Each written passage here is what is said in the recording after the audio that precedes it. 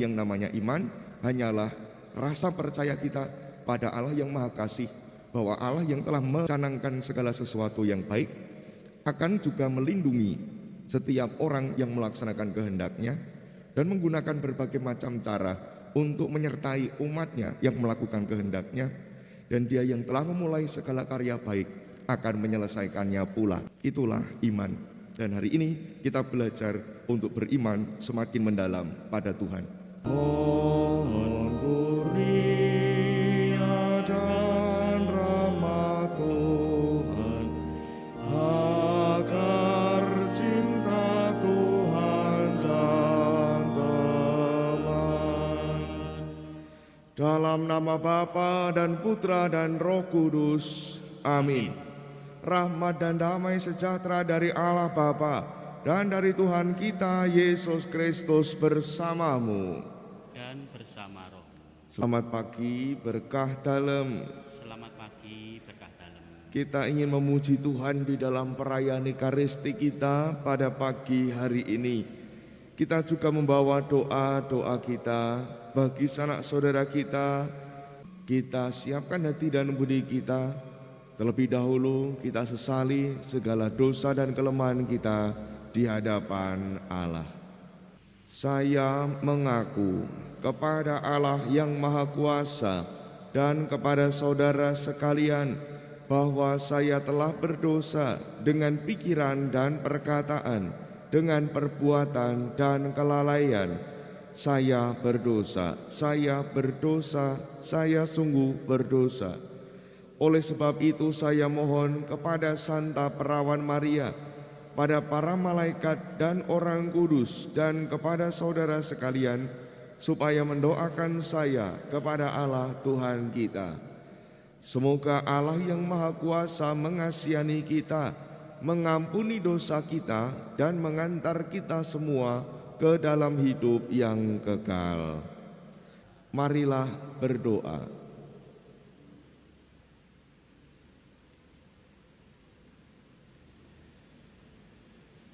Allah Bapa yang Maha Kuasa, Engkau mengadakan perjanjian dengan umat-Mu.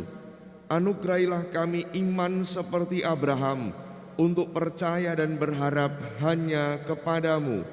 Dengan pengantaraan Yesus Kristus Putra-Mu Tuhan kami, yang bersama dengan Dikau dalam persatuan Roh Kudus, hidup dan berkuasa Allah sepanjang segala masa.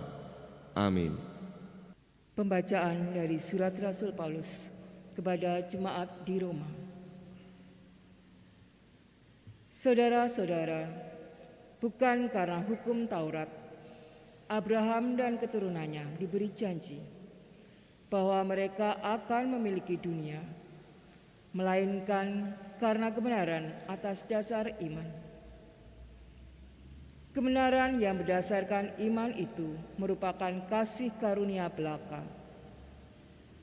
Maka janji kepada Abraham itu berlaku bagi semua keturunannya, bukan hanya bagi mereka yang hidup dari hukum Taurat, melainkan juga bagi mereka yang hidup dari iman Abraham.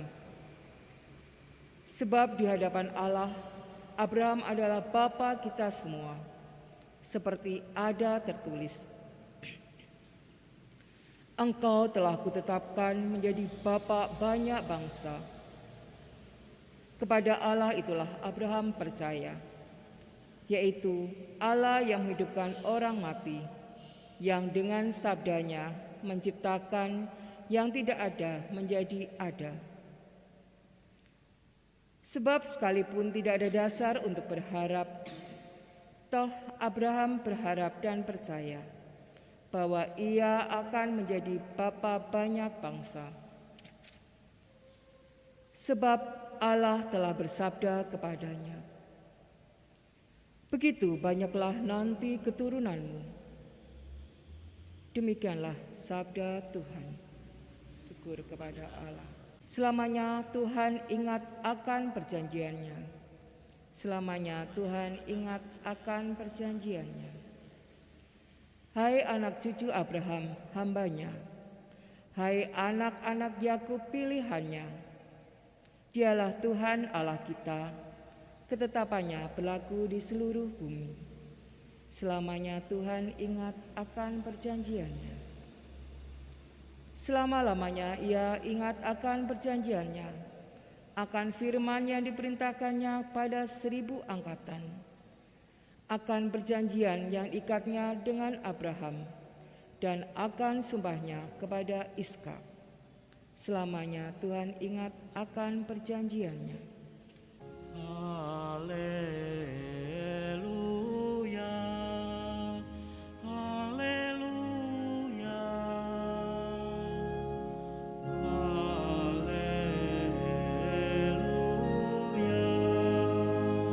haleluya.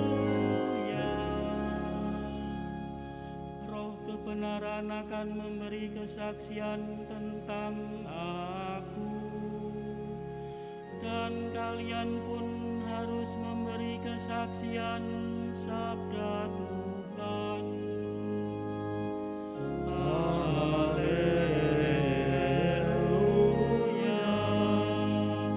haleluya. Tuhan bersamamu.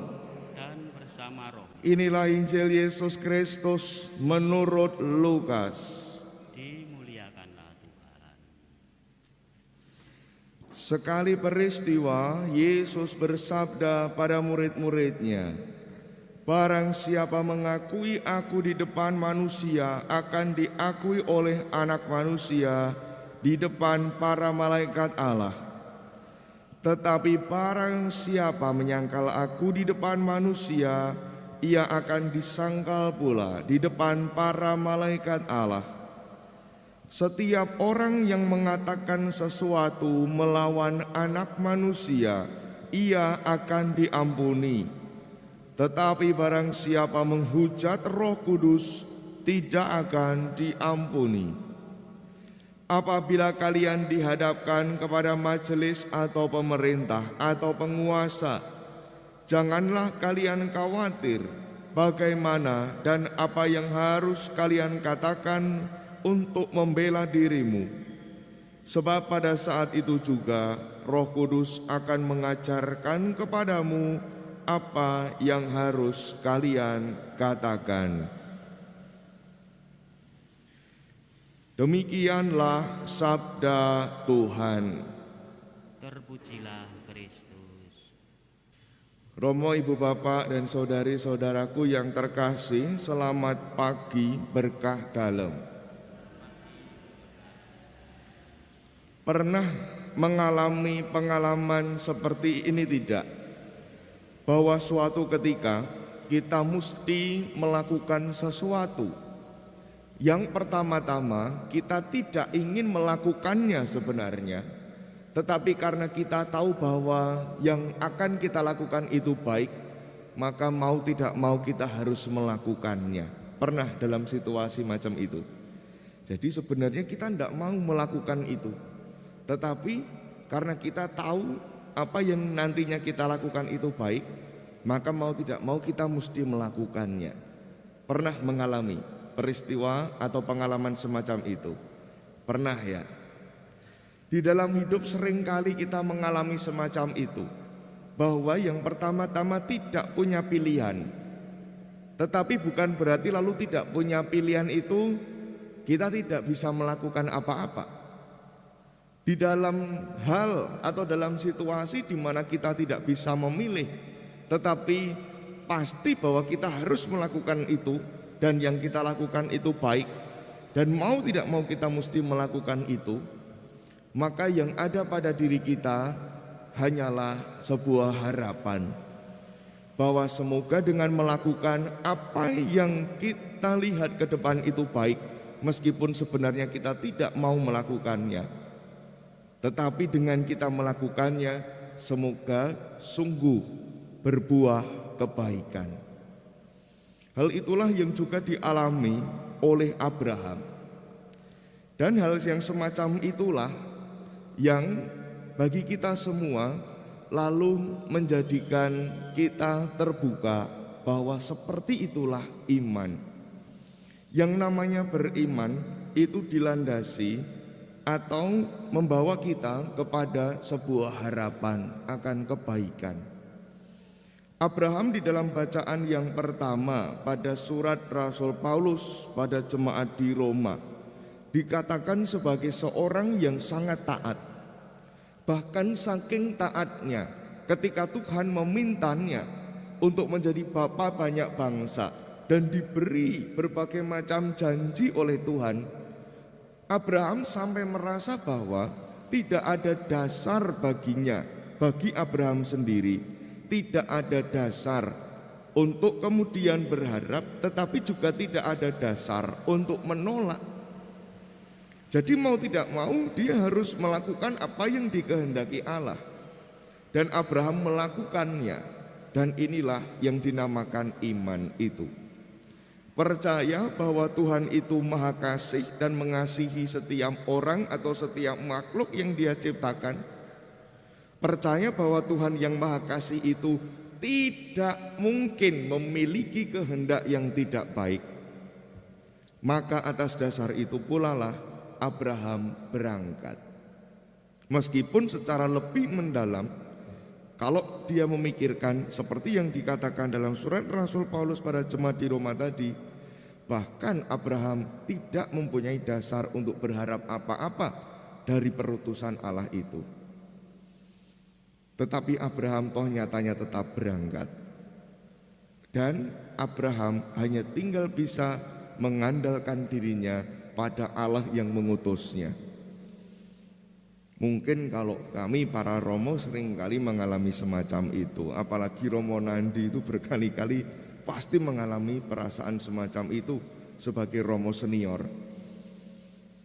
Karena seringkali juga sama, baru kenal dengan umat misalnya, baru saja kenal dengan umat, baru dekat-dekatnya dengan umat, sudah harus pindah ke sana kemari. Ketika di suatu tempat nanti baru berkarya beberapa waktu, baru melakukan sesuatu, mencanangkan sesuatu, bergerak bersama dengan umat, tahu-tahu nanti sudah dipindah. Semacam itu mau tidak mau juga mesti dilakukan. Tidak mempunyai dasar untuk berharap lebih, tetapi juga tidak mempunyai dasar untuk menolak, karena sebagai para imam sudah disumpah di hadapan Allah untuk taat dan setia. Pun juga sebagai awam, panjenengan semua juga memiliki pengalaman-pengalaman yang sama, yang hanya bisa disikapi dengan iman. Yang namanya iman seringkali kalau dipikirkan lebih jauh memang tidak masuk akal. Kalau namanya masuk akal itu ya bukan iman. Tetapi yang namanya iman hanyalah rasa percaya kita pada Allah yang maha kasih, bahwa Allah yang telah mencanangkan segala sesuatu yang baik akan juga melindungi setiap orang yang melaksanakan kehendaknya dan menggunakan berbagai macam cara untuk menyertai umatnya yang melakukan kehendaknya, dan Dia yang telah memulai segala karya baik akan menyelesaikannya pula. Itulah iman. Dan hari ini kita belajar untuk beriman semakin mendalam pada Tuhan. Marilah berdoa. Allah Bapa yang maha baik, kami bersyukur karena boleh ambil bagian dalam perjamuan-Mu yang kudus. Semoga kami semakin mengimani Engkau dan tekun menantikan janji-Mu dengan terbuka pada bimbingan Roh Kudus, sampai kami boleh merasakan kebahagiaan abadi dengan pengantaraan Kristus Tuhan kami. Amin. Tuhan bersamamu dan bersama roh. Kita semua, sanak keluarga kita, dan juga setiap orang yang kita bawa di dalam doa kita, perayaan Ekaristi kita pagi ini, komunitas kita dimanapun berada, segala aktivitas kita pada hari ini, senantiasa dibimbing, dilindungi, dan diberkati oleh Allah yang Maha Kuasa, Bapa dan Putra dan Roh Kudus. Amin. Saudari-saudara yang terkasih, pergilah dalam damai, perayaan Ekaristi kita telah selesai. syukur pada Allah.